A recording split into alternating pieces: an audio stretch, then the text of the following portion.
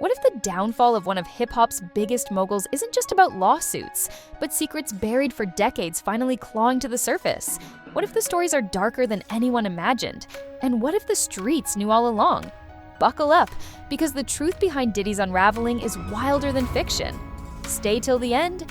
You're going to want every detail. Grab a drink, strap in, and try not to choke on the irony, because this ride isn't for the delicate or easily scandalized. We're not just talking lawsuits and tabloid fodder here. We're talking ego, unraveling legacy, and the spectacular downfall of a man who once acted like he had brunch with invincibility. If you're Sean Diddy Combs right now, it's not just the legal system breathing down your neck.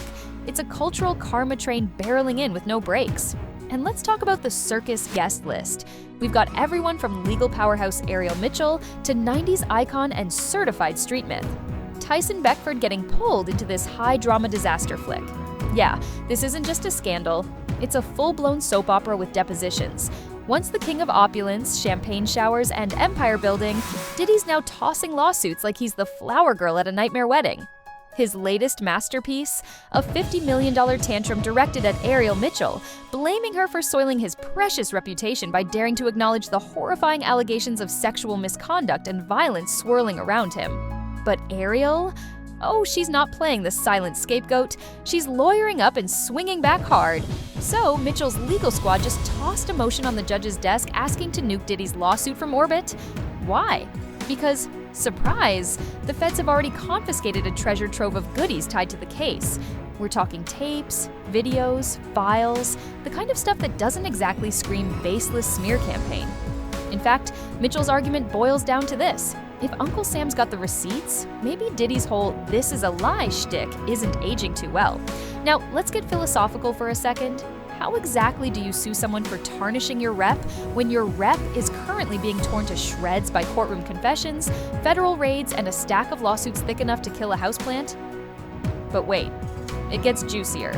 This lawsuit isn't just Diddy versus Mitchell. Nope, he's coming for News Nation and host Courtney B too. Why?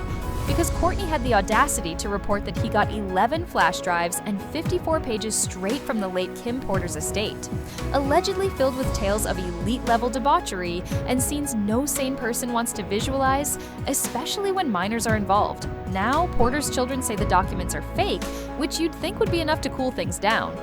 But Diddy, still suing like he's got a reputation worth saving. And honestly, let's just take a breath.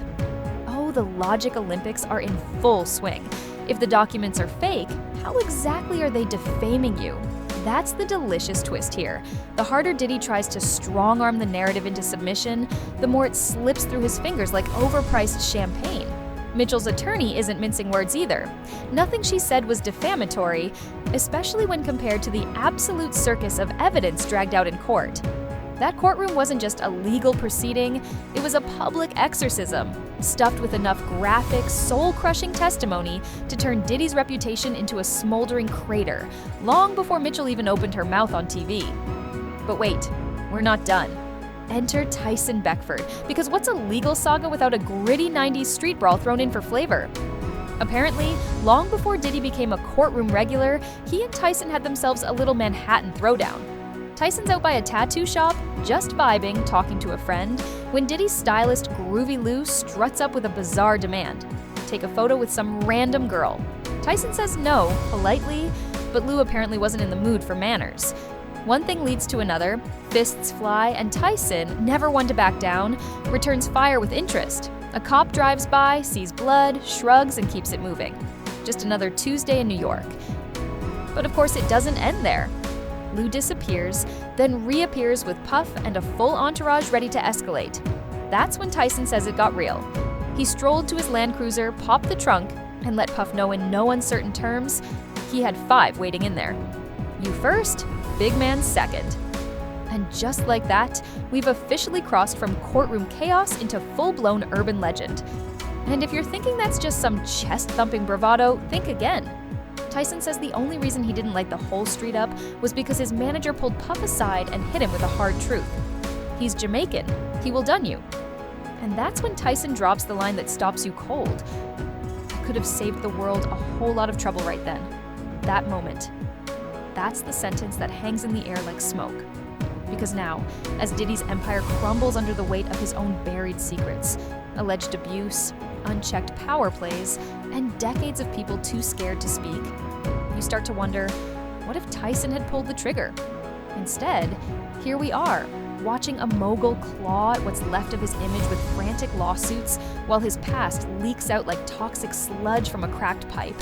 Courtroom whispers about burqa-clad voyeurism, orchestrated rooms of abuse, and ritualistic freak-offs that sound more horror film than hip-hop.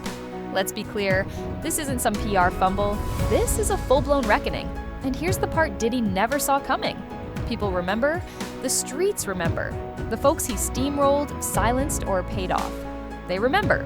The lawsuits may make headlines, but they're not what's killing his legacy. It's the memories, the ones that are finally getting loud.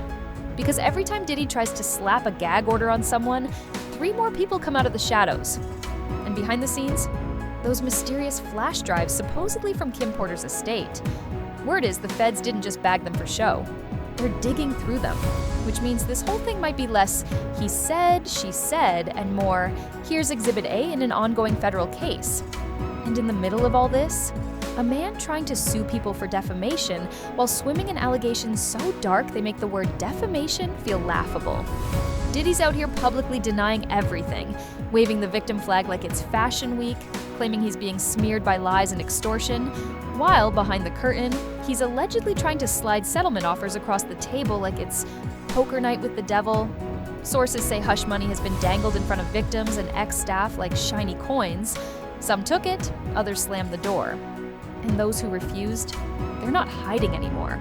They're on podcasts, they're tweeting, they're spilling with the kind of raw honesty that finally has an audience willing to believe them. That's why Ariel Mitchell's defense isn't just legalese, it's a gut punch. Her attorney basically said, you can't defame what's already been scorched to ash. If your skeletons are moonwalking in broad daylight, suing someone for pointing at them doesn't exactly restore your shine. And then there's the alleged Kim Porter manuscript, the 54-page posthumous bomb allegedly documenting years of fear and chaos. Her children say it's fake, sure, but industry insiders, they're murmuring that Kim didn't just write, she documented, out of survival, not nostalgia. Voice notes, journal entries, receipts, the kind of breadcrumbs that make feds sit up straighter. If they have all that, Diddy's not in PR crisis mode, he's in checkmate territory. And here's the real kicker. People close to this mess believe Diddy's lawsuit against Mitchell was never meant to win. It was a warning shot. A come at me and I'll bury you in paperwork flex. But instead of scaring lawyers off, it's triggered a stampede. Attorneys from coast to coast are now circling like it's feeding time. Some reportedly ready to take him on pro bono just for the headlines and the satisfaction of cracking the untouchable facade. And Tyson Beckford, his decades-old street tale just went viral, giving Gen Z a front row seat to the long, ugly timeline of Diddy's drama. The receipts are stacking, the voices are multiplying, and the image Diddy spent years curating, it's burning fast, and no amount of lawsuits can put out the fire.